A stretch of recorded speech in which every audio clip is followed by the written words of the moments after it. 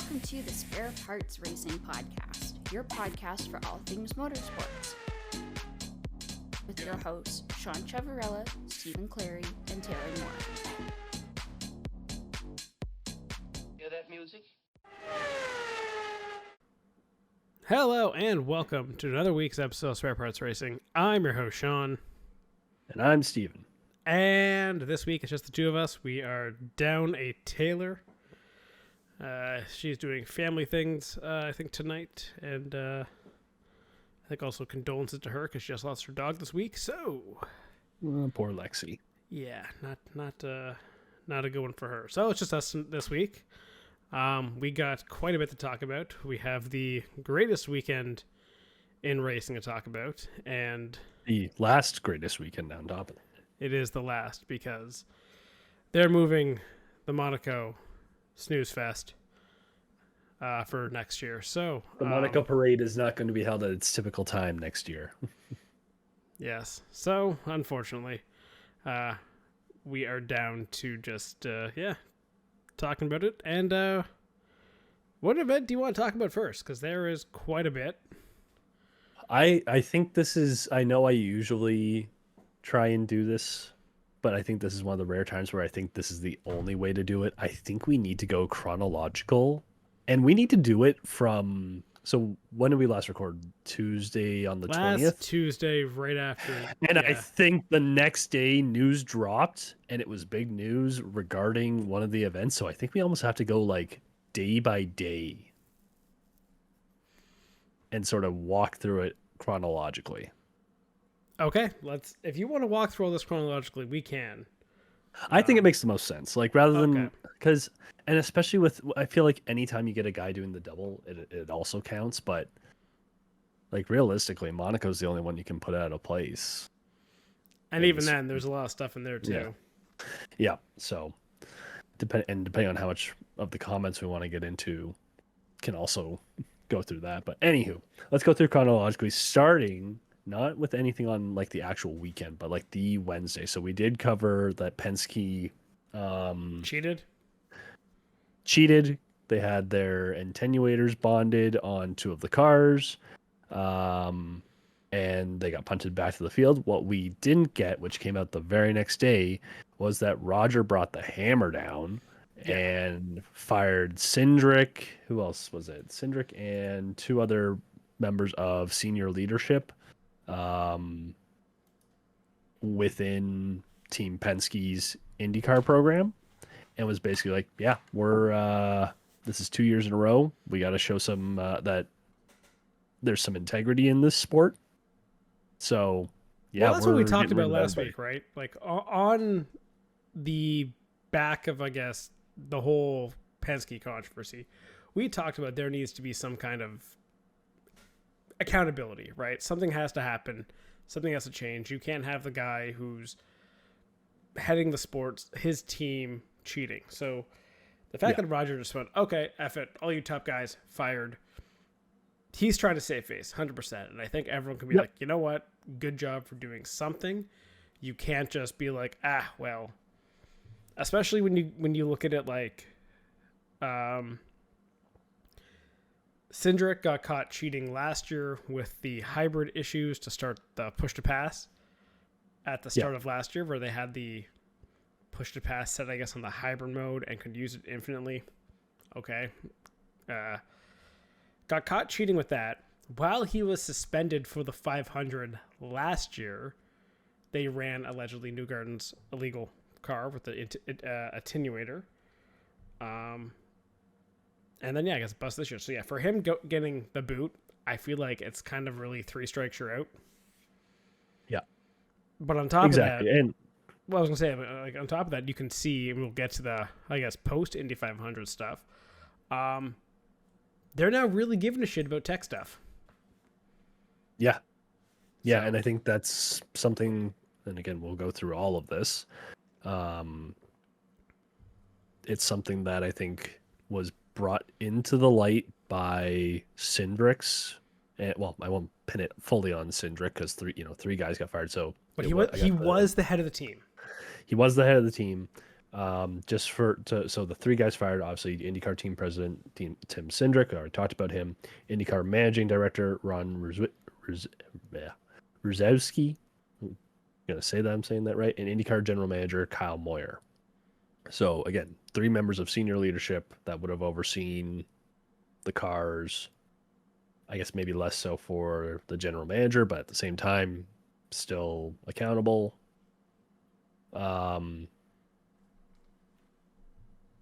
Yeah, like it needed to be done. It did, and I think we can all agree. Right move, fire them. Yeah. Yeah. And but yeah, especially after. Sorry, Oh. I picked up my train of thought. Especially after last year, like if this was a one-off, and it's like because I think everybody agrees there is no performance enhancement on or with the bonded attenuator. It is a safety thing. So it's still a no-no, and I'm pretty sure when we covered it last week, it was like, yeah, in the rule book, you open to this page, Buxton had the rule, the amendment, the subsection, whatever. This is clear-cut illegal. yes. You cannot do this. Yeah. You technically did it last year, but we missed it. So They weren't checking for it shame either, on us. because that was also the issue. And it came out because it's not performance related. Yeah, and right? it came out I guess in later this week, later last week before the 500, that they're looking at ways to improve the officiating side, the tech side, having a independent body or something be Third doing party. that. Yeah. Yep. So it's good they're looking into that. I mean, yes, it's kind of a little late since all this stuff happened. Yep. But it shows that they see an issue, they've identified it, and they're looking to make changes that help it out. Yeah. So all in all, through the whole cheating attenuator situation, I think it's ending in a good place. People are being held responsible. Penske is saving face. The series is saying the right things of, hey, we're going to make changes. We don't want this to happen. And then you also have drivers for Newgarden. Okay, you're not going to take the 500 win away because it's not a performance advantage, but it is illegal in the sense of safety. Yeah. So as all of this blows over a week later, I think the sport is in a better place now than where it was last Tuesday when we recorded when this first broke. Correct. 100%. And it's only going to keep moving in a better direction. So if they do get that third party in, I think that's an easy PR win of Roger just says, I'm hands off here. I don't have any say if someone gets caught or not caught. It's not on me. If it's something where something gets missed like last year, we'll have an independent review, but it's not on me. You can't say I'm doing anything to help my team. I mean, he could be working on getting a car for the series. That'd be nice. But anyway, maybe then he can also focus on that. So anywho, so that was what? Wednesday, something like that. Yeah. Wednesday. It was Wednesday last week on the 21st. Thursday, Carb day. You had Carb Day. You had Media Day for F1. Trying to think, Carb Day. Any big notes from Carb Day? Trying to remember if anybody wrecked. At this point, no, not really. There was some reliability issues obviously popped up. People were afraid of is the hybrid going to last? It definitely put some questions into the 500. I think the biggest thing going into the race weekend that we saw from all the races was Monaco was going to be a shit show because of how tight it was, how difficult it was to pass. You saw numerous penalties on the Friday for guys. What was it, blocking guys or interfering with them or whatever? Yeah. So going in the weekend, we kind of knew it was going to be a shit show there. As it is. Yeah. But Saturday was probably one of the best days for Monaco qualifying. That was exciting. I think going into Monaco qualifying, there was no idea how that was going to play out. You knew Leclerc was good there. You knew the McLarens were good. You knew Verstappen's good. So going into that, Like this, I was telling you this the other day how on the Saturday, just for fun, I was just checking the odds of Monaco. Lando was the fourth highest. I think you had Leclerc, Piastri, and Verstappen ahead of Lando. Yep. Which I think was a mistake by the bookies in that one. But he had a fantastic weekend. Like his qualifying, I thought he was great to beat Leclerc. And arguably Leclerc's performance in his shitbox needs to be commended. Yep. But it shows the McLarens are fast. Yeah, even if you say the McLarens are fast, the impressive part about that run is the fact that it was his second run of the stint. Yeah. McLaren went super early, and I think the commentators were caught off guard. Everybody was caught off guard by that, wondering like, we've seen the track ramp up. Why are you sending them early? Doesn't make any sense. But Lando got him right at the end too. Yeah. Because that's what I mean. They did send them early, and then they sent them as late as possible. Yeah. Because it was very entertaining back and forth for this qualifying. Yeah. Obviously, you had, I guess, some issues in qualifying again with blocking, where I think, coming out of Saturday, you had a few guys with grid penalties. Behrman had it. Stroll had it. Hamilton had it.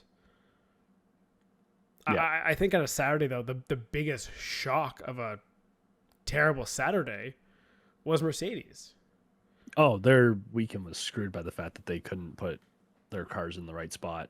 Oh, they shot themselves in the foot so much. Yeah, I was just saying, not even putting the cars in the right spot, but the fact that Kimi wrecked it in Nouvelle and George.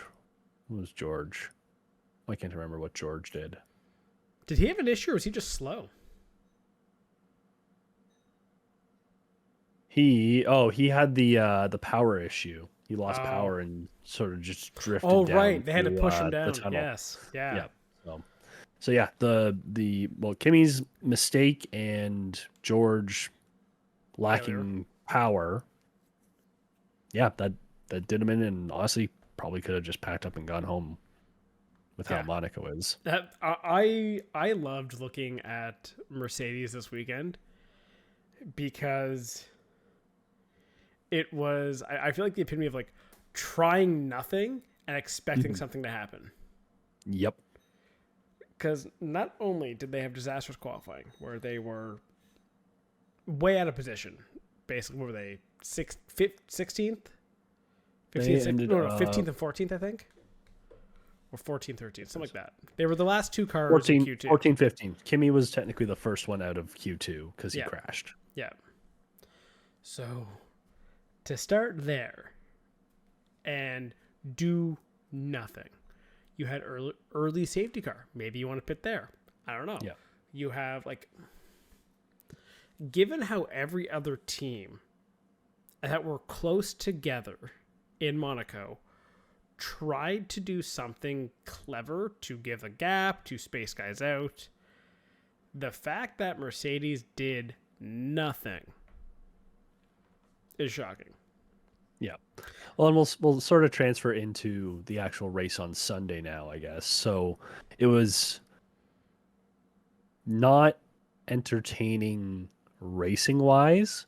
I did love the strategy and shenanigans that some of these smaller teams decided to bring in order to change it up and try and make the best of their situations of where they're starting. Because these cars, you're not passing in. Yeah. Right. So the fact that, what was it? Lawson was holding up his little bottleneck. Sainz held up his little bottleneck, and they basically let their teammates get their two pits in, hold their positions, and then they I think Williams was the one who did the very obvious swap. Right. Yeah, they swapped. But it was great. So what happened with that one? Well, again, while you had a quote unquote fight at the front, which wasn't really a fight at the front, it was just the lead four cars covering each other off, and Max praying for a late red flag or safety car. Yeah. So there was no strategy difference to win. Watching through the field was, I thought, genuinely entertaining when you had, so it was the Racing Bulls did their Lawson sacrifice himself strategy, allowing Hadjar to get his double pit stops in, and then them lucking out that Williams did the same thing, giving a gap to themselves, but gave a gap to Lawson. Yeah. So that bumped them up. Williams doing their shenanigans and then swapping back so they could basically pull the same thing twice. Again, kind of cheeky. If you don't like it, I would just say, as a driver, like what I kind of wish George did, being stuck behind the train and not having anything, just fucking send it. Like he did at the very end. Yeah. No. But don't send it and go out of cut the track. Stuff it up the inside, wreck a guy, and just be like, this is bullshit. This track sucks. These cars suck. You can't do anything. I mean, we got those comments afterwards anyways from basically everybody. Yeah, but make it more dramatic. Make it be like, I had to do this because I'm desperate, because this is I'm a racing driver. I want to go for a gap. Wink, wink, because everyone always uses that quote. Yeah. Use that and be like, this is stupid. You can't even go for a gap here because you get wrecked out. And maybe then they would actually do something. Yeah. But everyone's too chicken shit to actually force a move or to even make contact. But yeah, like you had this race basically decided from the beginning. Yeah. Yeah. The race is on Saturday, right? 100%. So I saw, well, no, I'll save that part for the end because I kind of want to do a little brainstorming idea. Any other notes from this race? No, I want to ask you the question. Was 2 pit stops worth it? Would you do that again? Did it succeed? No. It was basically the same thing, but with 2 pit stops. Yeah. Honestly, the 2 pit stops made it more shenanigans. Yeah, the order did not. So I just want to see, like, did the order change dramatically from what we got out of qualifying? So you had, or actually from, I can't go qualifying, I need starting grid. Why is it doing this? Okay, so... And also, I have a solution to fix Monaco that you will love. Okay, good. Because that was going to be my question at the end of this is what are our solutions to fix Monaco? So let's see. Norris was first, finished first. Claire second, finished second. This went to driver standings. Whoops.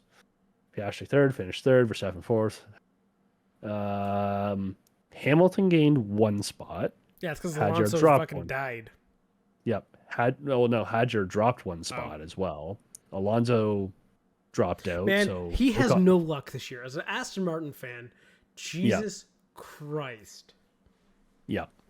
So that was the 1 spot where people could gain other than Hadjar being passed by Hamilton, which, I mean, fair if that's the 1 pass.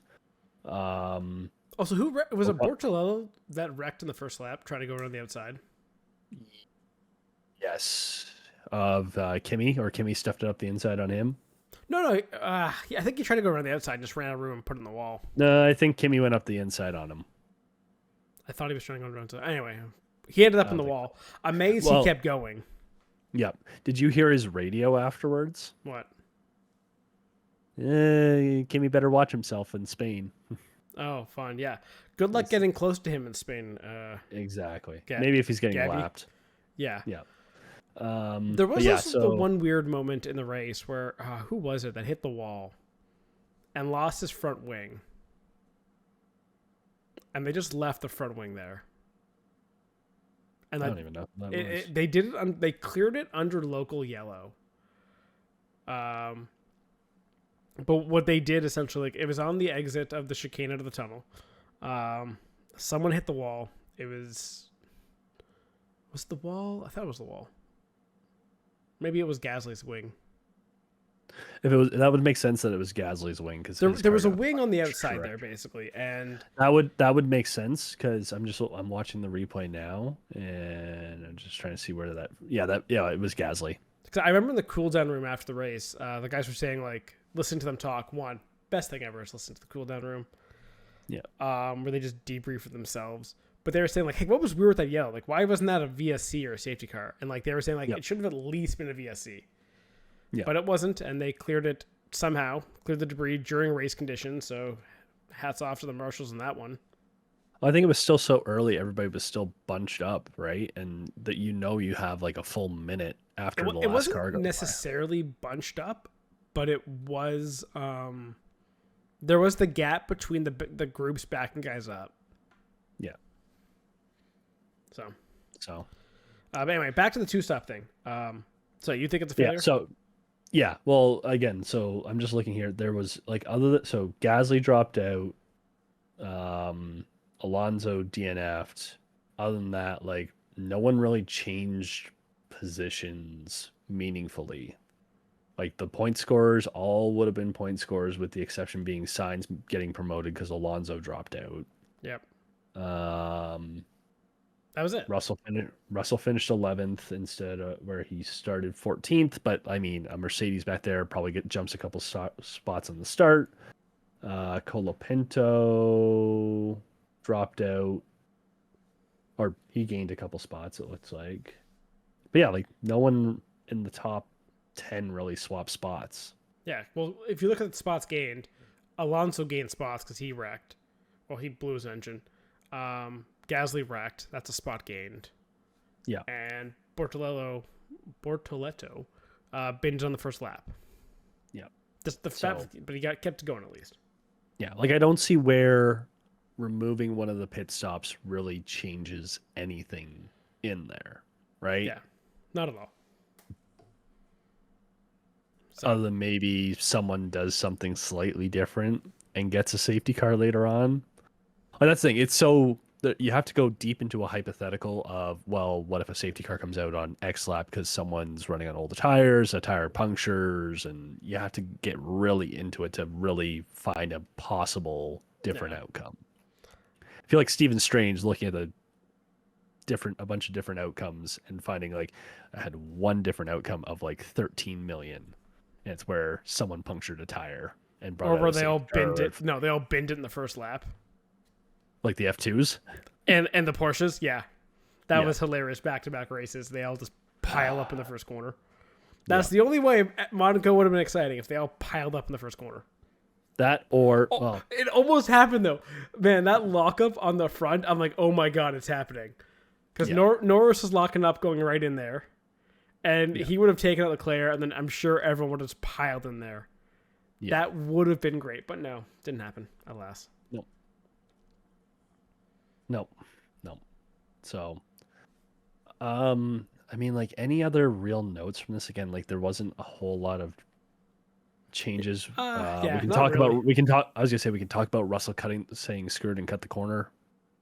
I liked his comments being like, "Yeah, I should have got a penalty on that. You shouldn't be able to do that." I did it.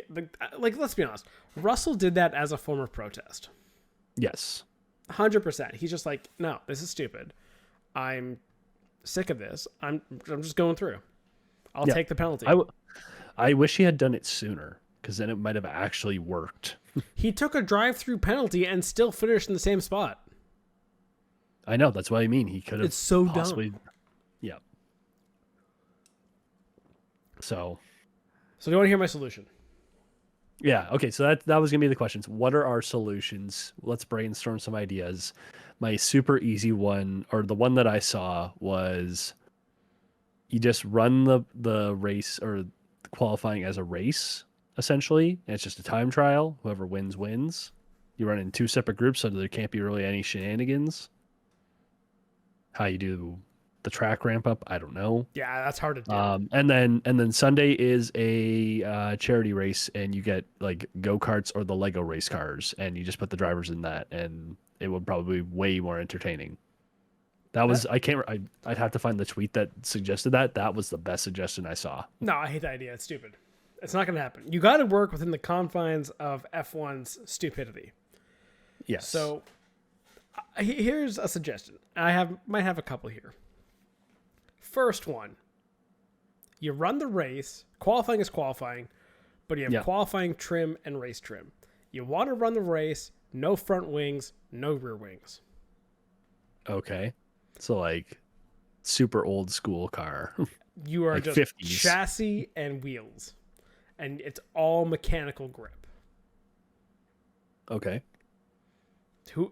And like with the underbody floors now, that could be really fun because they still get downforce. They're not getting as much, so just take the wings off, let them run, and just and guys might think they have more space because they don't have a big wing they have to worry about, so they might make moves and stuff like that. So that's an idea. It's also interesting in terms of comparing.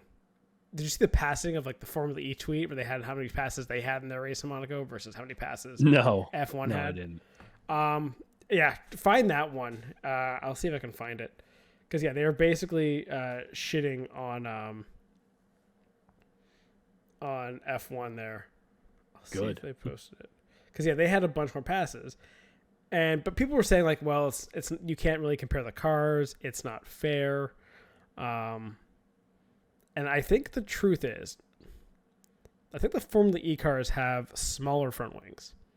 Oh, wait, no, they go all the way out. I was going to say, if you had smaller front wings in the F1 cars, maybe they can stuff at the middle.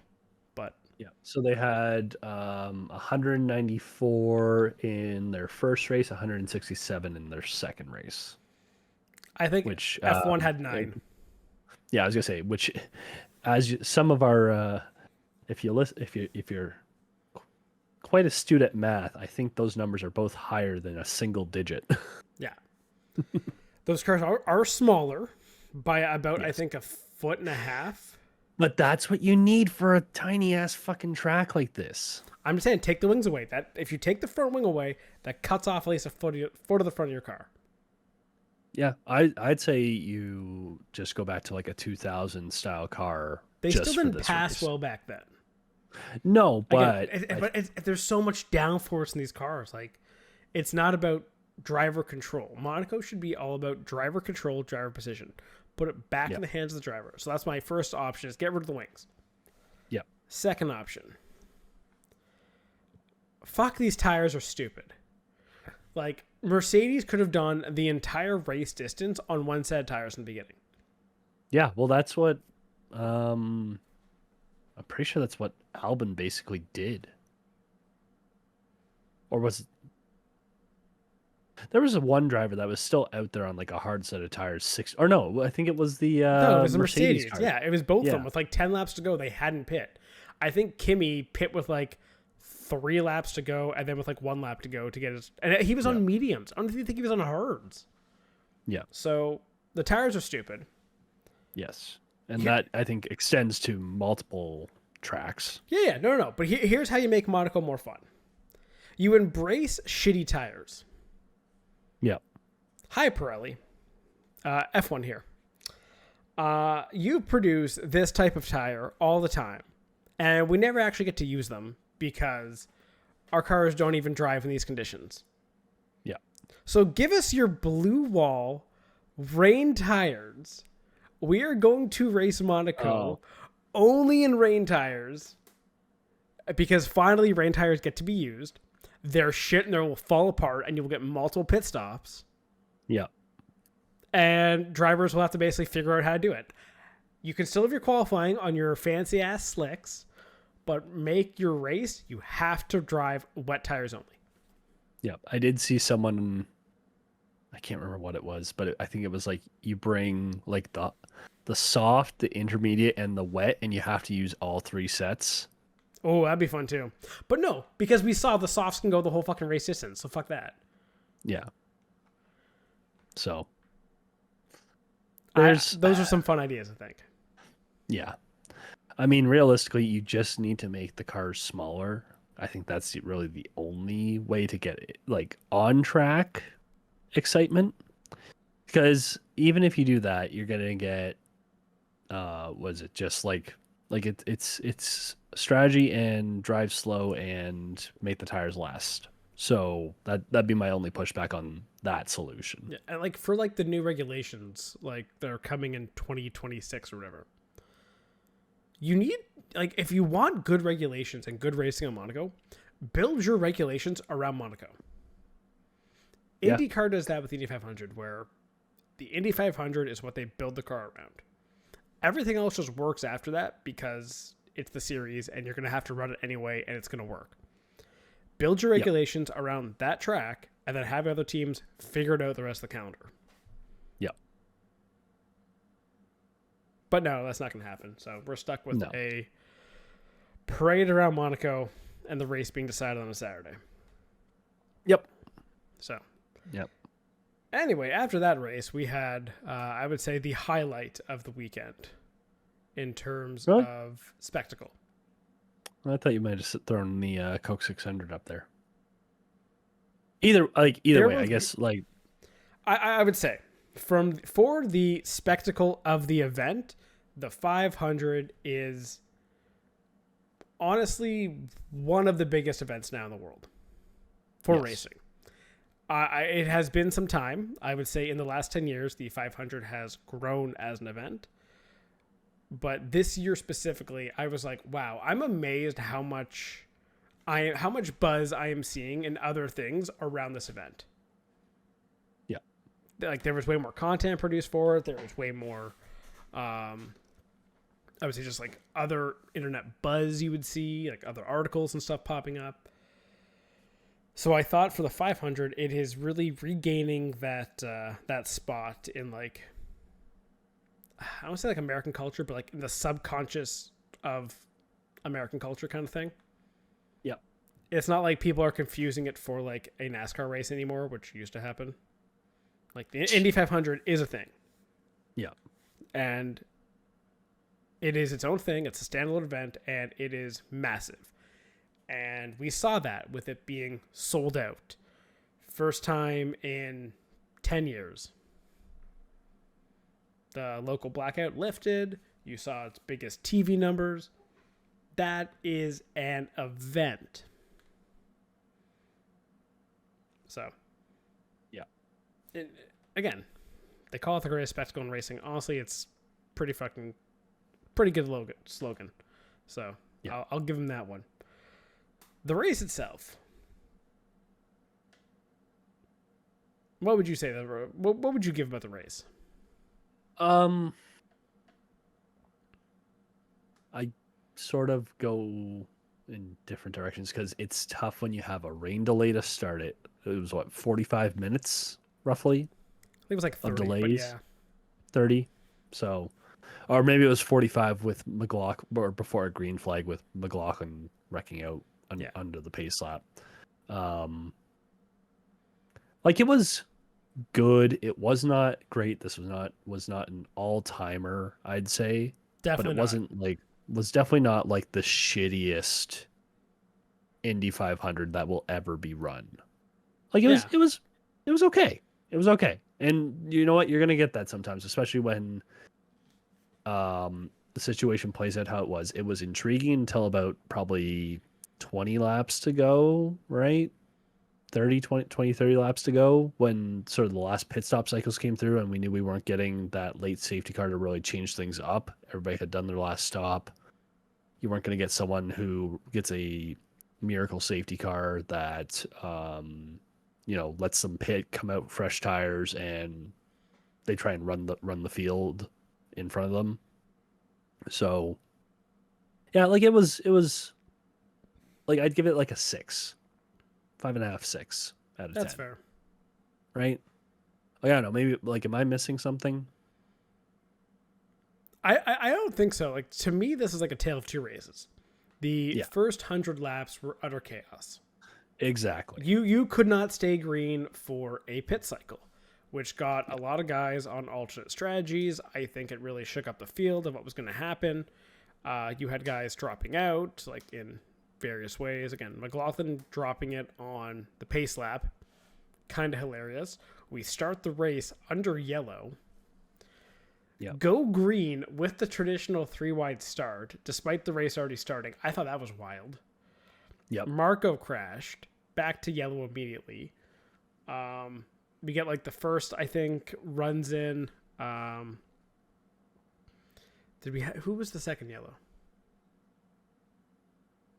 Was it VK? VK's crash in pit lane? So you had McLaughlin, you had I'm pretty sure it's VK's like crash I'm trying in pit lane. And then after that you had the restart with then Larson crashing. And And then you had basically more chaos in the pit lane where Schwartzman tried to kill his crew.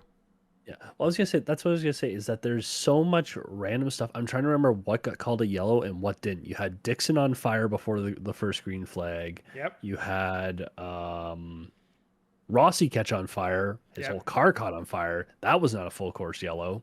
So he was in the pits. Exactly. But like that's what I mean. There was so many like things that happened where that didn't constitute a yellow at the same time, right? So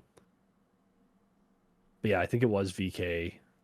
Yeah, VK crashing into the pits was the second yellow. And then Schwartzman tried to kill his team.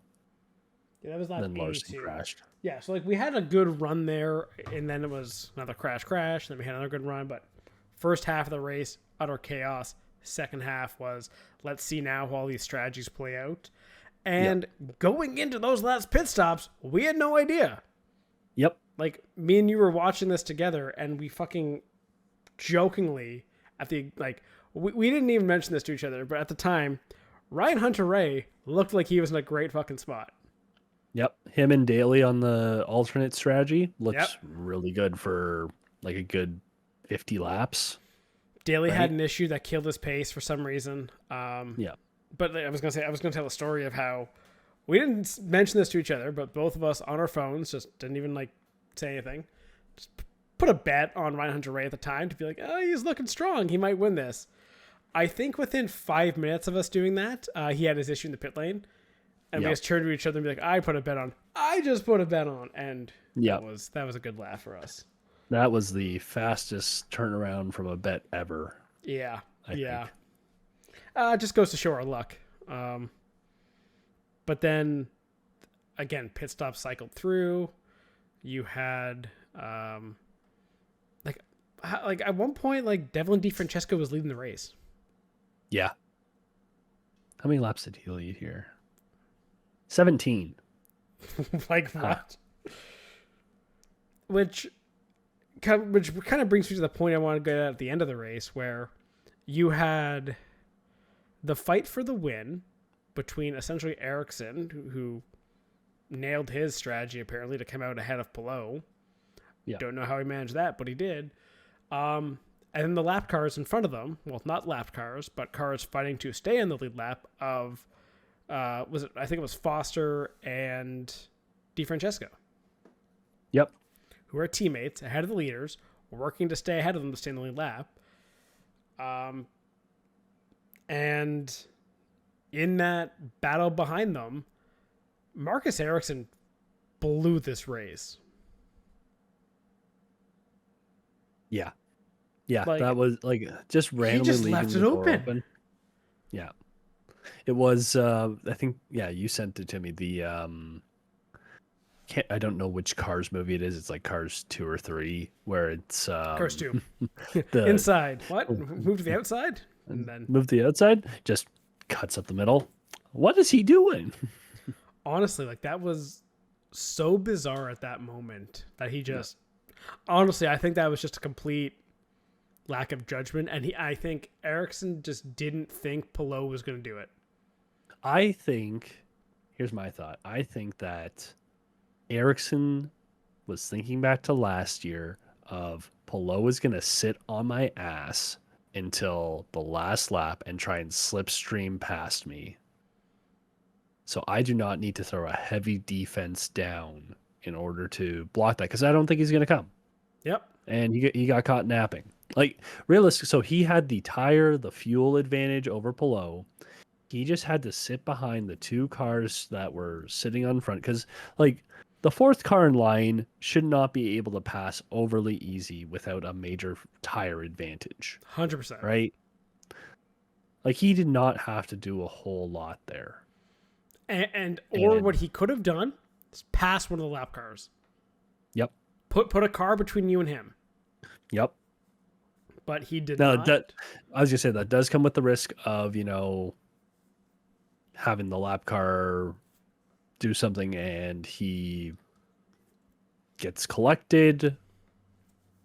Wouldn't have really mattered in the end anyways. But yeah, like it. He blew it. Yeah. Like I don't. And like we joked about it before the race, like Pelot's gonna win this. It's just the season he is having, and he fucking does.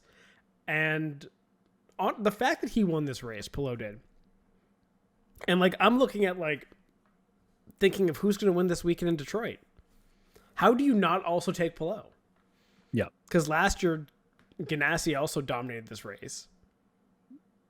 So you're like, well, they're good here. So I'm like, how do you not just think Pelot's going to win again? Yeah. Like he is having such a ridiculous season. What did you say his average finishing position this year was? Well, here we can just calculate it right now. Like it's what, like, so he's finished first in 5 races, right? Second in 1 race, so that's 7 divided by 6. That's 1.16. That is as an average absolutely finish. Insane. 1.17 if you want to round it. 1.16 sounds better. Yeah. So, like he's having one of, if not the greatest IndyCar season of all time, in an era of strict spec. Like it's unreal. And also, I'm happy he won. I think that's good for him. I think it's good for his legacy in the sport. It's good for the season he's having to say, hey, he's great. Look at this. Like you can't just be like, oh, he's just a one-off. That's good on road courses. We need more ovals. You don't get the guys who basically would be like, well, if we only had ovals in the series, he wouldn't be that good. No, he has shown he is great everywhere, and he's consistent. Yep. Yeah. It was only a matter of time, realistically. Like, I still think back to, I think, was it last year?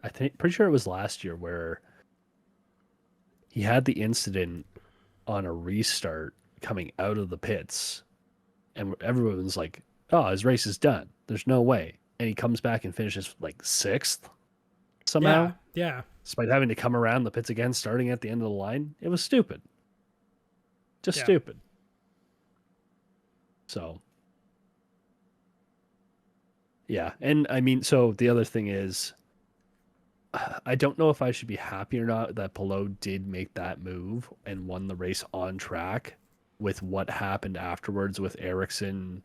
Who was it? Ericsson, Kirkwood, and Ilott all got DQ'd for post-race tech. I think that's can fine. you imagine? But like, yeah, no, but like, can you? Before, but like they're giving a shit now on tech, and I think it's great to see that. Can you imagine Ericsson wins this and he gets disqualified on tech? Hot and that's how Pelot wins his first oval. Do you think if Ericsson won this, they would actually DQ him on tech? Probably not. Yeah. But maybe. I don't know. Let's be honest. They didn't even DQ these guys. Yeah. All they did was penalize them by moving them to the back of the field that finished. Yeah, that's true. So like it's not a severe enough penalty to be like, okay, you're DQ'd. Like, let's not forget, they DQ'd Newgarden for the cheating thing last year in St. Pete. DQ'd. Yeah. This one, they just moved them to the back of the finishers. Yeah. So, you still get actually like, some decent points.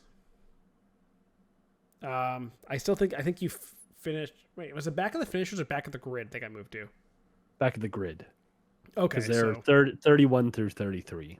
You know what? I think that's amazing for Scott McLaughlin to never complete a lap of the race and yet to gain 3 positions. Yep. Well, didn't really gain 3 positions. I mean, he never started, so he was always last. That's true. So he technically gained 3 spots from the start. Yeah. How do you have a DNS and not come last? That's fucking hilarious. Anyway, but yeah, like, they're not DQ'd. They still scored points. They still get some prize money for showing up. Yep. Well, I mean, they also got fined $100,000, so there's that offsets it. Yeah. Yeah, Andretti paid a big bill. I'm pretty sure you still get like $300,000 for just showing for the 500. Well, that's not bad then. Well, this was also the biggest purse in a while. I think Pelot got like $3.5 million. I want to say. Damn. Yeah, he had a good day. Yeah, but so just quickly, the Andretti cars, it was they had a modified single source energy management system. So that's why they got it or got hit with their penalty. And on the Pilot car, it was the front wing did not meet end plate height requirements or location specifications. Interesting. So, and there's people who are like, well, they got through tech. How did they not catch us the first time? That's why you tech cars before the race and after. yep. Because you can make changes, and sometimes you do things illegally. And you try to sneak it by there. Yeah, just run the first pit stop and throw a switch on something. Oh, look at that. Our car just magically runs faster now. Yeah. So it was, yeah, like, again, good race, not great. Palou continues dominance. I think the biggest storyline is more the tech stuff and how that's going to carry forward, which is hilarious. The fact that we also have front wing tech coming in for F1 this weekend in Madrid. How the biggest thing, the biggest thing going forward is just our car is going to get scrutinized more. Maybe, I don't know. That's fair. Before we go on to that, I guess for like this weekend, I do want to ask you a question on the 500. Also, just checking up, Palou won $3.8 million for this. Damn good. It was the largest purse for the Indy 500 at $20.283 million. Damn. So, last 500 thing I want to talk to you about, and that is, what do you think should have happened with the lap cars? I think they're fine to run there. They're entitled to. They're entitled to run there. They're entitled to run there. It does suck because you want a typical finish. You want to be the first cars crossing the line. Like, if you were to take a picture, because the one thing I had with Fox on this presentation was they also didn't get the dual flags. The typical shot from the center or from right in front of the flag stand down to the car, crossing the line up to the flag stand, because they decided to cut to someone wrecking in the back. I still don't even know who actually did it. It was Nolan Siegel. Oh, okay. But it's like, really? No, I have no problem with that. The cutting there made sense because they're coming off the fourth corner. They're going to the line. Yellow's out. Why is the yellow out? What the hell happened? You cut to the car on the wall. Okay, car's on the wall makes sense. Hey, he wins. Yeah. And yeah, you missed the shot of him going across, but like that is such a hard one to plan in time. Yeah. Because you're trying to give fans the information. Yeah. And like, yeah, you may have missed that shot, but I don't think it ruined the moment. No. I also don't think those cars ruined the race. Like as a lap car, you're entitled to fight to stay on the lead lap. Yeah.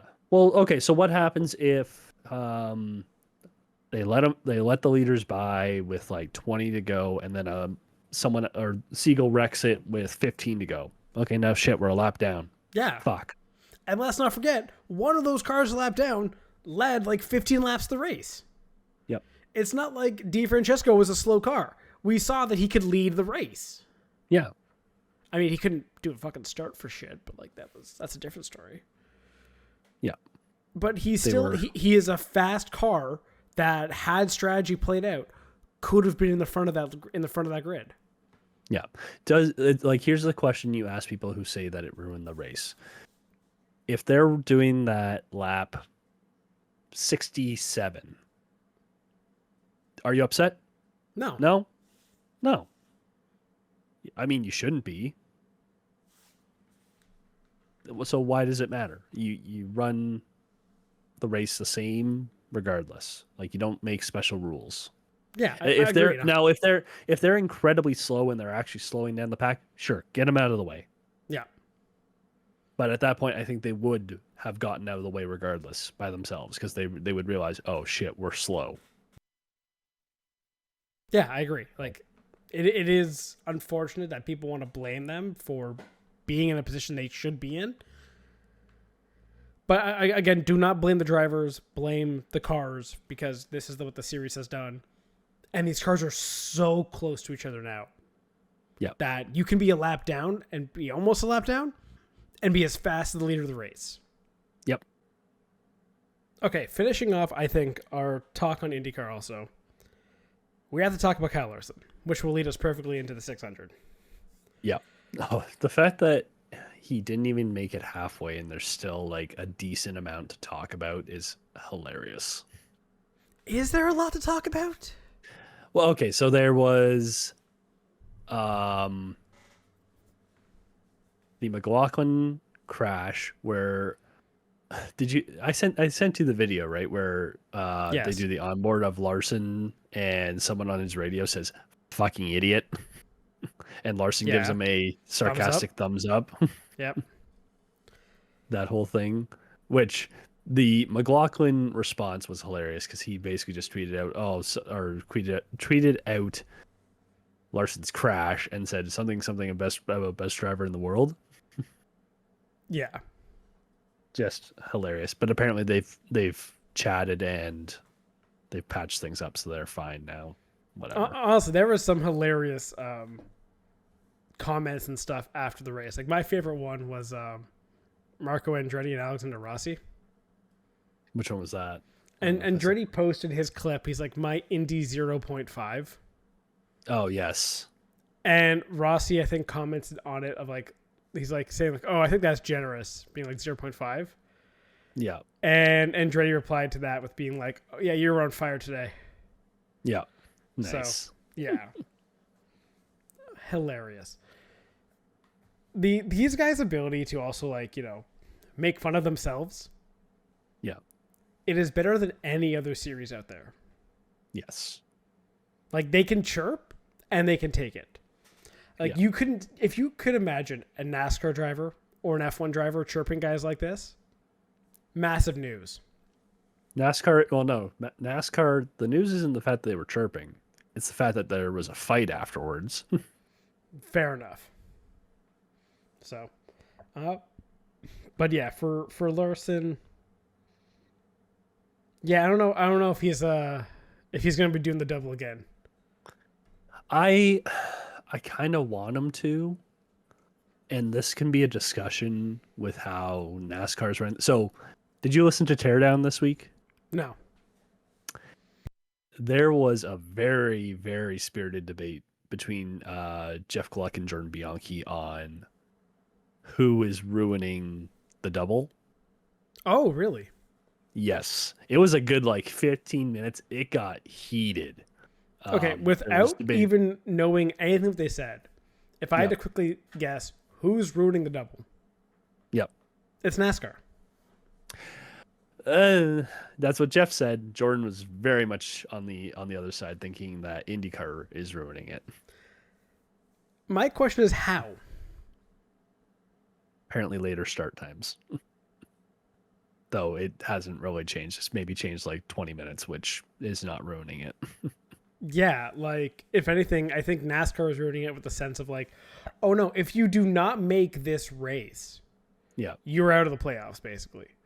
That is stupid because we see in the ratings for Indy 500, Indy's the biggest race in North America right now. Yep. Now, asterisk beside that, Daytona 500 was rain delayed this year. But still, the Indy 500 currently is the most watched motor race in America this year with the ratings. Is it because that they got what 7 million? Just I over think 7 it was million? 7.08. 0.5. I think it was adjusted as 0.8. Oh, okay. Yeah. Which is great. Best 500 numbers in years. Great job, Fox. That's about all I can say about great job, Fox, because they promoted it well, but the coverage was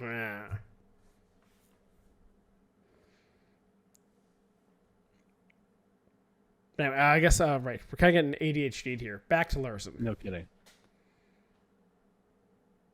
I think, honestly, he seemed like he didn't want to be there. Yeah, I mean, to be fair, when the main part of your livelihood is at stake and everything is getting delayed, shit, It's just started to rain right as we're about to roll off. Fuck, McLaughlin's put it in the wall on the pace laps, and now we're slow getting to the green. The guy Shit, we is finally checking got his green. watch. Like, you know what I mean? Like, he's checking well- his watch in the car. He's wearing a motherfucking watch, one, Yeah. and two, checking it in the car. No, but to be fair, with how stringent it is to get out to the Carolinas, I get it, right? Like, you are on a very, very tight schedule as is without all of these delays. Yeah, every second counts. That's fair. Every second does count. But at the same time, you are you there to win this race? The reason the double was such a thing back in the day for like Tony Stewart and stuff like that, because Tony Stewart and Robbie Goner are two great examples of guys doing the double back in the day. Yeah. They also were wanting to win the 500. Yes. If they won the 500, they wouldn't have given a shit about the second one. No. Because that's the way it is. If you're about to win the biggest race, like Larson's there to do it, but he's not there to win it. And I think that's the issue. Because even if he wins the 500, he's fucked. Yeah. Like, you're walking... If you're Kyle Larson and you win the Indy 500 and you know you're going to miss the start of the 600 now because of how it is, are you more pissed off that you're losing your NASCAR playoff points? Or are you happy you just won one of the most prestigious races in the world? Probably more Honestly, happy I that you bet won. you he's more pissed off by losing the playoff points. Probably.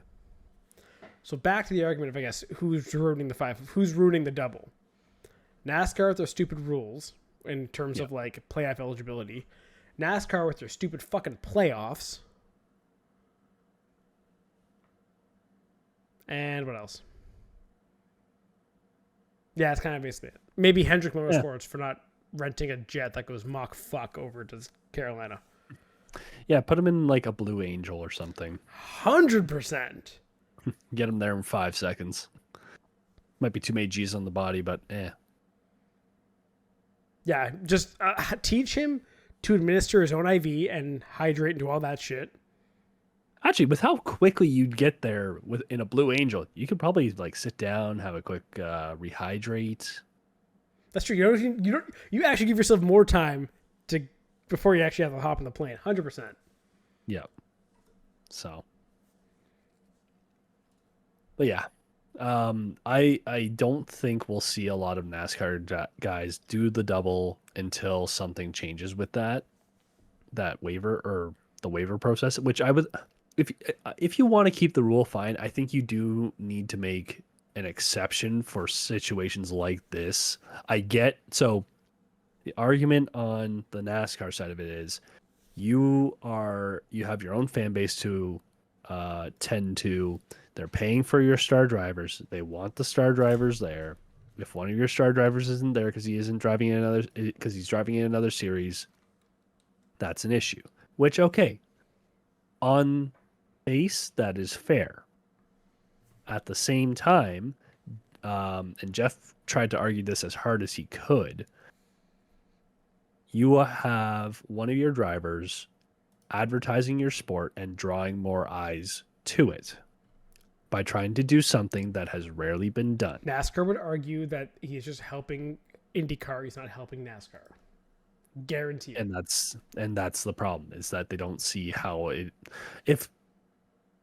and like, I can't speak for every IndyCar fan or IndyCar only fan. Like, we obviously watch both. A lot of people do. Watch. A lot of people watch both. Yeah, but I think you can draw more eyes to people trying to watch someone do something incredible, and that is something that gets marketed in the essentially 3 weeks leading up to these events. Yes. Right? Like, it is a little hard. It's going to be a lot harder to get the European eyes, just because the Coke 600 starts at what, like 10 p.m. Yeah. middle of Europe, right? Like you're not going to get those eyes unless you won't get a ton of draw on that. But I think you have to do your best to get the North American draw, which you can do with having someone try to do the double. Fair enough. If you want to talk draw and the draw of the 600, though, it's hard to also get a lot of old school fans if it's streaming only on Amazon Prime. Yep. That being said, holy shit, Amazon Prime was fantastic. Yeah. Well, okay. The only thing with that too is that I'm pretty sure they're streaming everything, or all 5. They have 5 races, right, including this one. I think they let people stream it for free. Do they? I think so.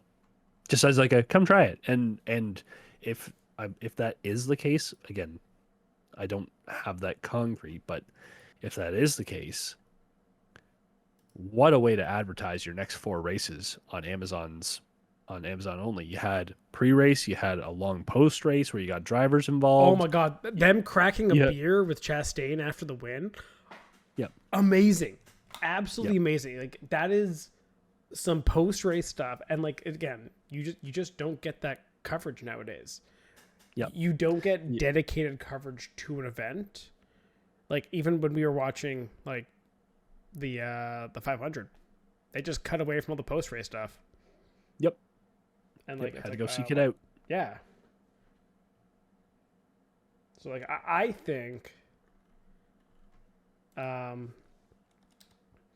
the Amazon thing for NASCAR is fantastic, and it's a great way for engaging with, I think, the younger fan base that kind of wants what they know it once had. You know, like, there used to be so much hype around NASCAR events. Like, they used to have like the NASCAR race day stuff, which is all the pre-race stuff, all the post-race stuff. You used to have sick coverage. You don't have that anymore. Yep.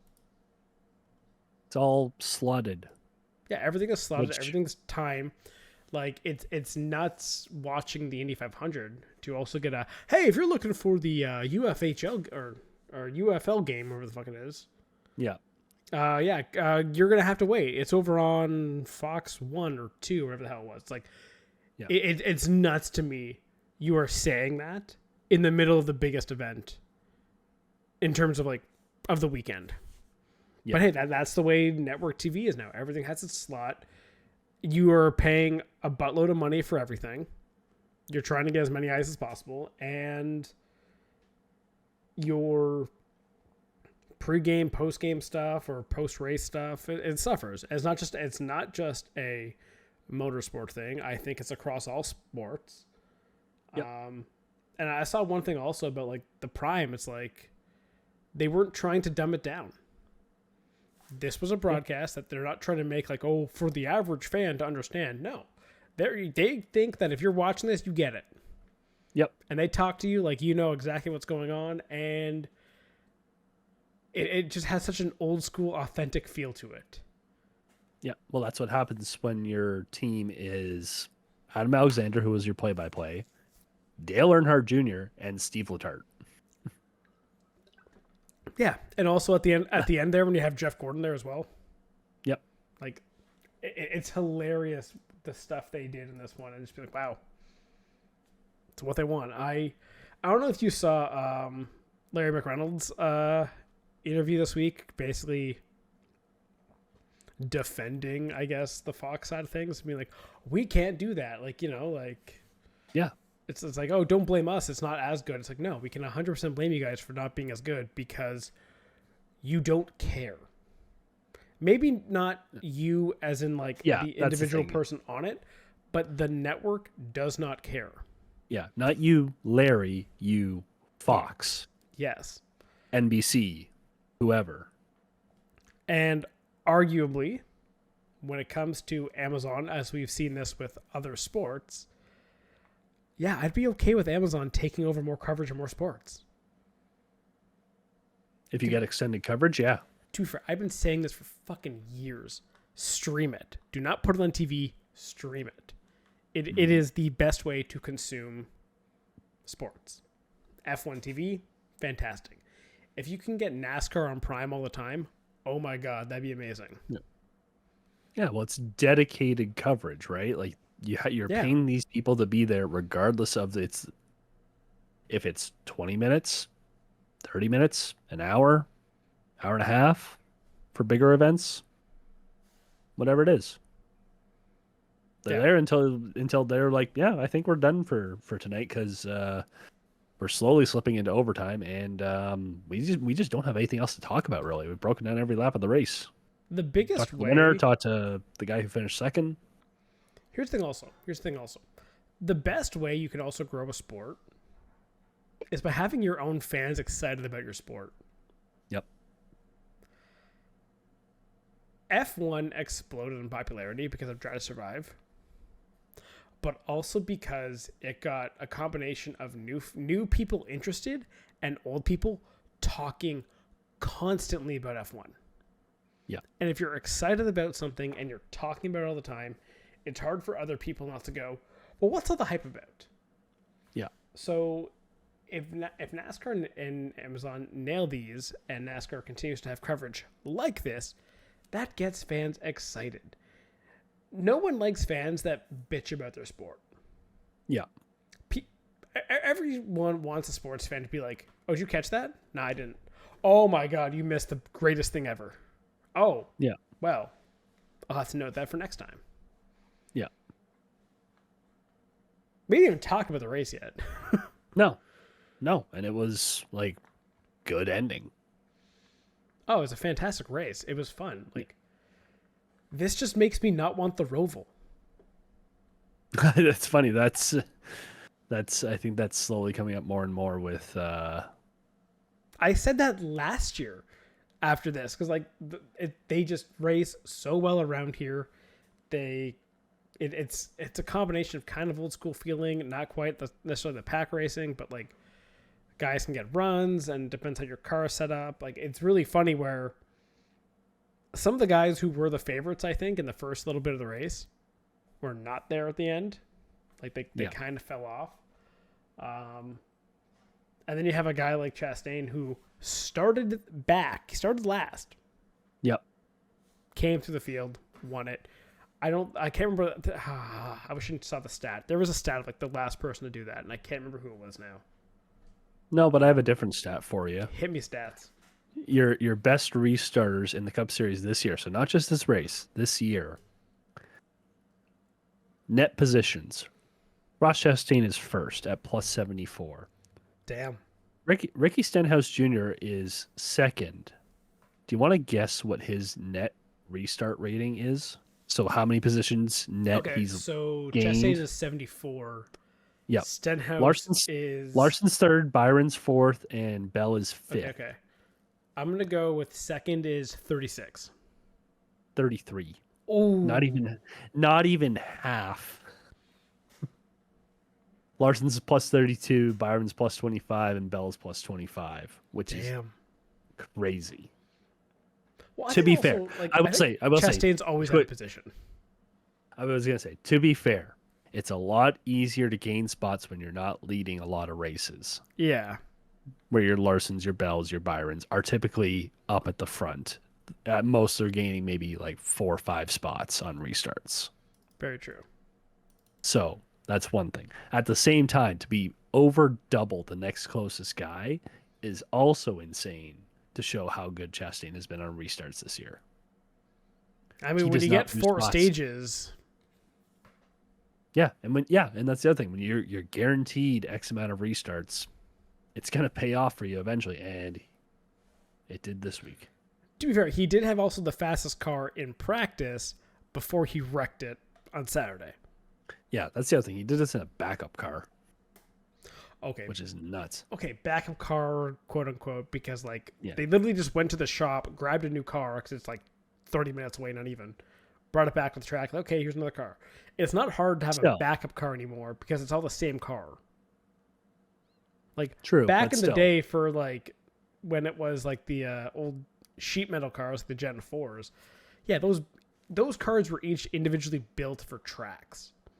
Yeah. So if you had to go to a backup car, that would screw you because it's like, yeah, this is our short track car we're running this week now. Ugh. Yeah. But like, I think nowadays when you say, oh, you had to go to a backup car, that doesn't mean anything. It just means they threw some pieces on an old car and brought it back out. Yeah. Still a hell of a run. Yeah. It was my biggest payday of the weekend in terms of betting. I'm just saying. Good on job. a $1 bet, won me 26 in Chastain. That was his odds before the race. Should have bet more money. Dude, I'm cheap, okay? No, but of course you should have bet more money when you win. Yeah, and obviously. Bet less money. So, yeah. That's how you have a gambling problem, Steven. Exactly. But yeah, good battle at the end between Chastain and Byron for the win. And like some mild surprises, I guess, throughout the rest of the top 10. Yeah. Briscoe quietly getting better and better, I think, as he gets more accustomed to the Toyota. Started on pole, only led one lap, but still finished third, so it was the top Toyota, so good run. AJ Allmendinger finished fourth. That one is kind of surprising. He had a good day. He does all right on the intermediate tracks. He does. You don't think of him as like you think of him as like a road course guy, but he really is like decent all around. Yeah, and right now I'm pretty sure, where is he? I thought he was in on points, or he's very close to being in on points. Yeah, he's only, was that 7 points out on points right now? Damn. For playoffs, like he could do something. I kind of want AJ Allmendinger to make the playoffs on points just because I feel like he's good enough. Not that he would win the championship, but he's good enough. He could win a race. Exactly. He's good enough on these tracks where he could knock somebody out. Definitely. And like, wasn't it 2 years ago that he was in the play? Like, I hope they don't do what it was 2 years. Yeah, pretty sure it was was it last year or 2 years ago? Pretty sure it was 2 years ago, where they pulled him from a qualifying, started him at the back on a short track so he could race Xfinity in Coda or some shit like that. I hope he's sticking to a full-time drive because I want to see him do something in the playoffs. Very fair. Just because it'd be fun. Brad Keselowski got a top 5 finally. He finally fucking shows up and does something. I feel like that one you could have bet on. I would have called you a little bit crazy. Yeah, I just think like he does that for those kind of races where he just like shows up randomly. It's like, didn't realize. Yeah, but he hasn't done that all year. But it's usually the big ones where it's like, oh wow, Keselowski's there. Like that's what I mean. But yeah, like so, like I'm surprised like the Hendricks struggled as usually as good as they are on mile and a halves. Yeah, I mean, outside of Byron, Byron was clearly the best guy out of that team. 283 laps led. You still had 2 finish in the top 10, but like, yeah, the fact that Larson wrecked out, and that was a relatively early wreck out. Well, he first hit the wall while leading and then spun, and then got caught up in a wreck a little bit later. Yeah, and then Bowman was 29th, 3 laps down. Oof. So, yeah. Yeah, anyway. But yeah, running at your top 10, you had Elliott, McDowell, Bell, Preece, where's Preece actually now? I want to see where he's at in playoff points, because he's 14th, so he's in on points right now. Damn, that's fair. He's another guy I'd like to see like do something. Him or Allmendinger making playoffs would be great, just to get a different name in there. Yeah, that's fair. But yeah, any other notes from from this race? Or Honestly, no. Biggest thing of it was obviously Chastain's last to first drive and just the Amazon broadcast. That was kind of the biggest stories out of it. yeah, what's the next Amazon race? I really want to see. Oh, Nashville next week or this week. The next 5, I think, are all Amazon. It's Nashville. Oh shit. Michigan, Mexico, and Pocono. Yeah. Yep. All right, I'm excited. I kind of want to catch this now. Yeah, 100%. Because I was sort of in and out on this race, so I'm very fair. excited to catch. It was at the end of a long day, to be fair. Yeah. Going, I was going to say, to this weekend, let's get some predictions going. We got Spain, we got Detroit, and Nashville. Oh, fuck, we got another triple header. If you want to go quadruple header, because IMSA is also at Detroit. Shit. I'm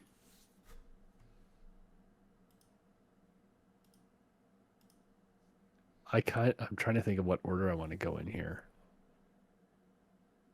Part of me wants to say someone actually beats Palou in IndyCar just for the shits and gigs of it. I thought of that, but also I'm like, how? How do you bet against him? Well, so how you bet against it, because there's 2 angles to this. Ganassi was really good at Detroit last year. The only difference this year is Palou has now had to do the post Indy 500 winner media tour. So he is going to have a lot of extra hours, a lot of extra travel miles on his body. Does he hold up or does he fall off? That's the question that needs to be answered. And part of me, I agree. There's part of me there's part of me that's like, it's Palou. He can do it. That's fine. Exactly what I think. He's 27 years old. He's fine. Other part of me is, it is a different animal when you get off your schedule and you all of a sudden have to jump back into it a week later on a road course. Yes. Historically, Indy 500 winners do not do well the week following the Indy 500. Historically. Everything about Palou this season is historic in the complete opposite way. So I have a hard time betting against Palou. I want to say Palou wins. But if I had to go against him, I'll put it on McLaren and probably say Pato finally breaks through as well. Yeah. So just for reference, Joseph Newgarden finished 26th out of 27th last year. Yeah, also last year's race was a shit show. Remember that? Yes. But just to say, it's a tricky turnaround here. Let's get the last 2 years because they're both at Detroit. Yes. And thankfully they were both won by Newgarden. Newgarden finished 10th. That's a good finish. Yep. So. But again, he's not having the year like Palou is. Exactly. So it's really hard to say Palou's not going to win. Yeah, I will still say Palou won't win, just because it's more fun that way. Does anyone have taking the field versus Palou as a betting odd? That's not fair. That's an easy one. That is. Yeah, you take Palou. Yeah, exactly. Those odds probably be pretty good, actually. Yep. So who are you saying besides Palou, if you're going to pick one? If I had to pick someone specifically, I said Pato. If it's not Palou, it's Pato. Trying to think of who has done well here in the past 2 years. This guy. What? Nothing. Just judging, taking your time. Just want to get it right. Part of me wants to say Kirkwood, just because. But at the same time, they just got caught cheating, so probably gonna back off a little bit. I'll deal with the McLaren as well. I'm gonna say Lundgaard. Okay. Just for fun. Fair enough. So going over to F1, we alluded to this earlier. They are changing the flexi wing parameters for this week. New regulations, basically saying how much your wing can flex under load. They have a whole new rig for it. I don't know if you saw that. Yeah. Do you think it's going to bring meaningful change to this grid? No. I agree. No. Everybody's under the same rules. It'll be like that. What was it? McLaren's last year, their mini DRS with the rear wing, and didn't really change a whole lot. No, and it's the same thing. You're trying to stop that, but like, listen, it's the way it is. Now, do I think McLaren's going to win this weekend? Also, no. Like, they're not very good on these really high-speed tracks, it seems. Like, high-speed, high-downforce tracks, they don't necessarily do well. I think it's going to Red Bull. I think Max is gonna win this weekend. And I think Max is gonna win. I think this track suits Red Bull well. But people are going to be like, oh, see? McLaren's can't win because they don't have yada, yada, yada. Fair enough. I don't want to take Max as well because that's very tempting.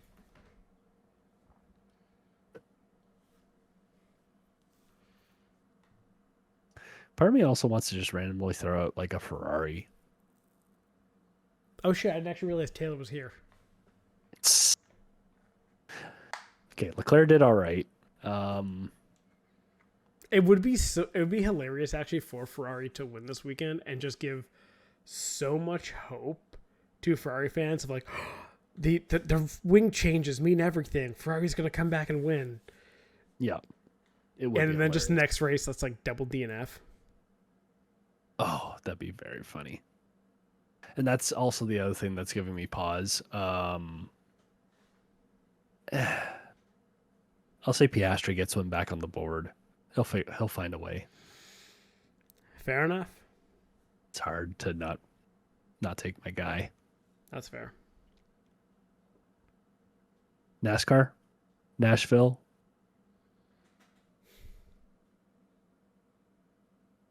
I kind of want to go Elliott. You think he's going to put one on the board finally? I think he's due. Like, of all the Hendrick guys, I feel like he's due. And Hendrick, we know, is good at kind of like the mile and a half ovals, like the intermediates. So, yeah, I feel like Hendrick has to get one. And specifically, Elliott. Larson, I don't think is racing well right now. His head doesn't seem to be in the right place after Indy and Coke. And even before that, he just really wasn't doing too hot, it seemed, last couple weeks. There's something to say, honestly. Weird theory for Larson. What if he's concussed? You think? Cut back to that practice crash where he hit the wall. It was a pretty heavy crash. Yeah. Maybe. Because, yeah, he has not seemed to be in it, I would say, the last couple weeks. So. I would say Byron, I would say also would be a good bet for this weekend, but I'm just thinking, he's come close a lot, but he hasn't seemed to be there at the end of races. So we'll go Elliott finally gets one. Okay. I'm going to say Larson wins. Just because fuck you. I'm going to say Larson DNFs because fuck you. Okay, fine. So your last couple winners here, we did pick two of them. Larson won in 2021. Elliott followed it up in 2022. Chastain and Logano have won it the last 2 years. Interesting. Okay. So. One more thing I want Boring to picks. Okay, one more question I want to finish up on. It's sort of NASCAR IndyCar related. Is Cindric's job now at Penske at risk that his dad is fired? Austin Cindric's? Yes. No, he's fine. Okay. Like, that's sort of the stupidest thing because he's under contract. It's not like he's performing poorly, right? Like, that's one of the dumber things I've seen. Yeah, he's not Ty Gibbsing it out there. Exactly. Like, so right now, standings-wise, he is 15th with a win. He is in the playoffs. Yeah, he's not the most Nepo baby. He's not the worst Nepo baby out there. Yeah, no, he's fine. That's fair. I can't see Roger being that spiteful or petty. Oh, I can 100%. But anyway, Yeah, that's a bit of a stretch, I think. yeah, that's fair enough. Anyway, this is all we got for this week. I think so. I think Done this a good might be our longest episode ever. It's not a surprise. I think It was always we're pushing almost an hour and a half. It was going to be a motorsports Christmas one. That's the last one, so might as well get it in, right? Exactly. Last one for now. We can always hope. Maybe one day in the future.